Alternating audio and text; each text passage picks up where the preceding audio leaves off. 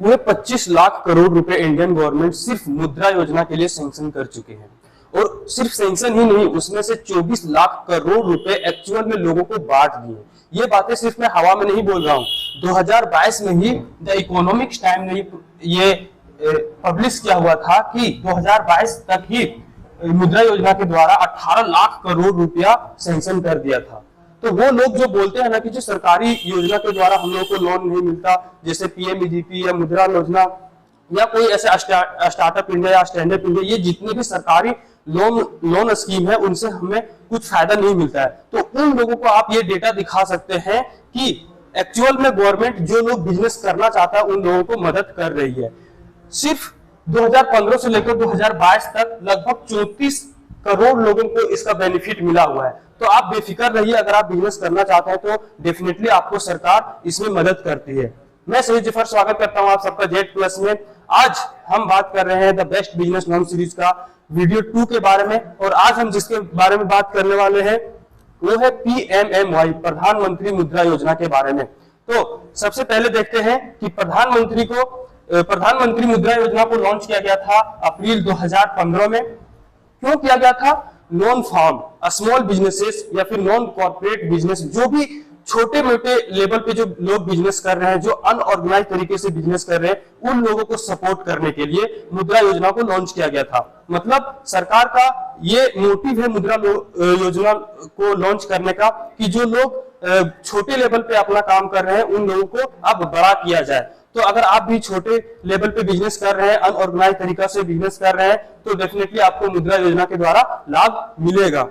अब हम देखते हैं कि मुद्रा योजना में उन किन छोटे छोटे बिजनेस को लोन दिया जाता है। तो सबसे पहले आता है मैन्युफैक्चरिंग।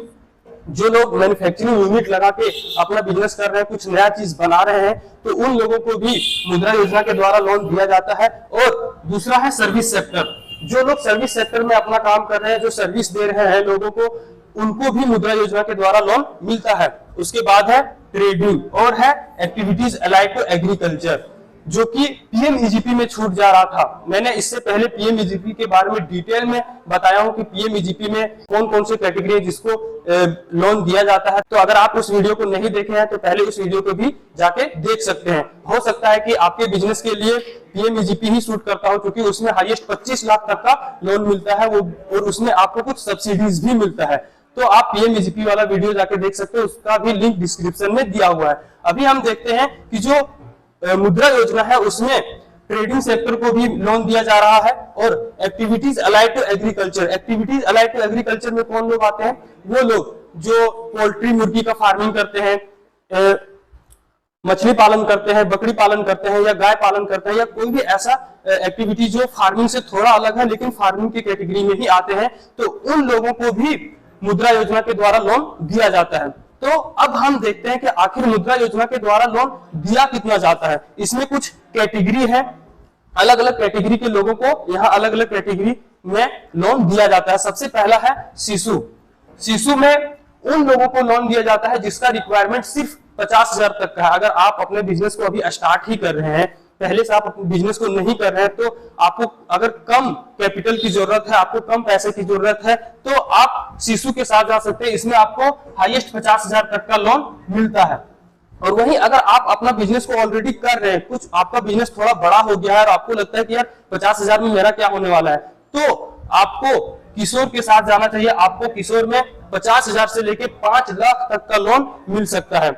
और एक चीज का ध्यान दीजिएगा, किशोर और ये तरुण जो लोन है, इसमें सिर्फ उन्हीं लोगों को लोन दिया जाता है जिसका एग्जिस्टिंग बिजनेस है, जो ऑलरेडी से बिजनेस कर रहे हैं और आप वो चाहते हैं कि हम उस बिजनेस को एक्सपेंड करें, बड़ा करें, उसे बड़े स्केल पे करें, तभी आपको किशोर और तरुण का लोन मिल सकता है। तो अगर आपका काम 50,000 में नहीं हो पा रहा है तो आप 5 लाख तक का लोन ले सकते हैं किशोर स्कीम के द्वारा। और अगर आपका काम 5 लाख से भी नहीं हो पा रहा, आपको लगता है कि यार मेरा बिजनेस तो ऑलरेडी उतना बड़ा हो चुका है, हमें और ज्यादा पैसों की जरूरत चाहिए, तो आप जा सकते हैं तरुण में। तरुण में आपको 5 लाख से लेकर के 10 लाख तक का लोन मिल सकता है। तो ये कैटेगरी है मुद्रा योजना का, जिसमें आपको 10 लाख तक का लोन मिल सकता है। उसके बाद अब हम देखते हैं कि आखिर मुद्रा योजना का बेनिफिट क्या है, इसमें हमें क्या क्या बेनिफिट मिलता है। तो सबसे पहला है, इसमें लो इंटरेस्ट रेट है।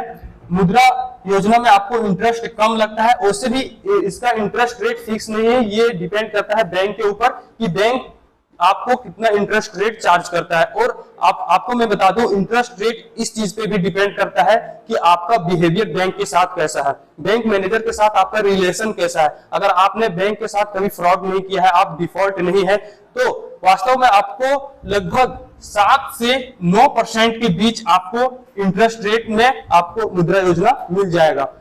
और उसके बाद दूसरा बेनिफिट क्या है, नो कोलेट्रल। इसमें 10 लाख तक का लोन के लिए कोई भी कोलेट्रल का जरूरत नहीं है, आपको किसी भी तरह की कोई भी चीज को गिरवी रखने की जरूरत नहीं है, आपको 10 लाख का लोन बिल्कुल बिना कोलेट्रल को मिल जाएगा। उसके बाद है लॉन्ग रीपेमेंट टाइम, लगभग आपको 7 से 8 साल का टाइम मिल जाता है इस लोन को वापस पे करने के लिए, तो लॉन्ग रीपेमेंट टाइम आपको मिल जाता है। और सबसे बड़ा जो बेनिफिट है हम लोग के बीच वो है एनी इंडियन सिटीजन, कोई भी भारतीय नागरिक मुद्रा लोन को ले सकता है। जैसा कि हमने पहले देखा था पीएमवीजीपी में, इसमें कुछ स्पेशल कैटेगरी जो SC ST OBC या फिर वोमेन्स के लिए जो कुछ स्पेशल सब्सिडीज दिया जा रहा था उन लोगों को, लेकिन इसमें यहाँ पे ऐसा कुछ नहीं है। कोई भी भारतीय नागरिक हो, उन सबको एक नजरिए से देखा गया है, सबके लिए एक ही नियम लागू होता है। तो ये है बेनिफिट मुद्रा लोन का।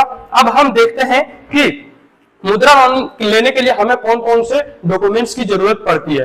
तो सबसे पहले अगर हम बात करें शिशु लोन की, अगर आपको कम पैसे की जरूरत है, अभी आप अपना बिजनेस को स्टार्ट ही कर रहे हैं, आपका कैपिटल कम है, आप शिशु लोन लेना चाहते हैं, तो इसमें आपको ज्यादा कुछ नहीं, एक आइडेंटिफिकेशन कार्ड चाहिए जिससे आपका आइडेंटिटी हो सके कि आप कौन है। तो इसमें आप जरूरी नहीं है कि आधार कार्ड ही दें, आप चाहे तो voter ID card, pan card या तो फिर आप पासपोर्ट भी दे सकते हैं। साथ ही फोटो चाहिए, रेसिडेंटल सर्टिफिकेट चाहिए, आप कहां पे रहते हैं उसका भी सर्टिफिकेट चाहिए। और कोटेशन, आप जो बिजनेस कर रहे हैं अगर उसमें कोई मशीन आने वाला है या फिर रॉ मटेरियल आने वाला है, तो वो चीज आप कहां से खरीदने वाले हैं, आपका सप्लायर क्या है, उसका बिल क्या होगा, वो प्रॉपर आपको कोटेशन बना के देना पड़ेगा कि कहां से आप क्या चीज खरीदने वाले हैं। दूसरा है बिजनेस एड्रेस, आप वो बिजनेस कहां पे करने वाले हैं, कोई शहरी इलाका में कर रहे हैं या फिर गांव के इलाका में कर रहे हैं, तो बिजनेस एड्रेस आपका होना चाहिए, आपका ऑफिस कहां पे होगा ये एड्रेस आपका होना चाहिए। दूसरा है एप्लीकेबल रजिस्ट्रेशन, आपका कंपनी चलाने के लिए जितने भी रजिस्ट्रेशन की जरूरत है, आपका बिजनेस चलाने के लिए जो भी रजिस्ट्रेशन की रिक्वायरमेंट है वो सारे रजिस्ट्रेशन आपके पास होना चाहिए। अगर आपका कंपनी पार्टनरशिप में है या प्राइवेट लिमिटेड है या LLP है तो उसका रजिस्ट्रेशन भी होना चाहिए। अगर आपको ये नहीं पता है कि पार्टनरशिप क्या होता है या प्राइवेट लिमिटेड कंपनी क्या होता है या LLP क्या होता है, कंपनी के कितने कैटेगरी है, तो उस पर भी हमने एक डिटेल वीडियो बनाया हुआ है, उसका लिंक डिस्क्रिप्शन में है, आप जाके देख सकते हैं कि कंपनी के कितने कैटेगरी होते हैं। और साथ ही उसमें हमने ये भी बताया है कि अगर आप अभी तक अपने कंपनी को रजिस्ट्रेशन नहीं करवा पाए हैं तो उसको रजिस्ट्रेशन कैसे करवाइएगा, उसका प्रॉपर प्रोसेस बताया हुआ है, तो आप उस वीडियो को जाके देख लीजिए अगर आप अभी तक अपने बिजनेस को रजिस्टर नहीं करवाए हैं। तो ये कुछ था शिशु लोन के लिए। अगर आप शिशु लोन लेना चाहते हैं, 50,000 तक का लोन लेना चाहते हैं, तो आपको ये कुछ गिने चुने डॉक्यूमेंट्स चाहिए होते हैं जो कि आपको सबमिट करने पड़ेंगे। उसके बाद आता है किशोर और तरुण। इसको मैंने पहले भी कहा था कि किशोर और तरुण सिर्फ उन लोगों के लिए है जिसका एग्जिस्टिंग बिजनेस है, जो ऑलरेडी से बिजनेस कर रहा है और वो चाहता है कि आप वो अपने बिजनेस को एक्सपेंड करे, बड़ा करे, बड़े लेवल पे अपने बिजनेस को ले जाए, तो उसके लिए तरुण और किशोर था। तो अगर आप अपना बिजनेस को बड़ा करना चाहते हैं, आपको थोड़ा ज्यादा पैसों की जरूरत है, तो आप अगर किशोर और तरुण लोन को लेना चाहते हैं तो उसमें लगने वाले डॉक्यूमेंट्स को देखते हैं। तो पहले मैंने जो डॉक्यूमेंट्स बताया, ये सारे डॉक्यूमेंट्स वो तो किशोर और तरुण में भी लगेंगे, लेकिन इसमें कुछ एडिशनल डॉक्यूमेंट्स भी लगते हैं। क्योंकि अमाउंट बड़ा है तो बैंक वाले आपसे कुछ ज्यादा डॉक्यूमेंट्स भी मांगते हैं।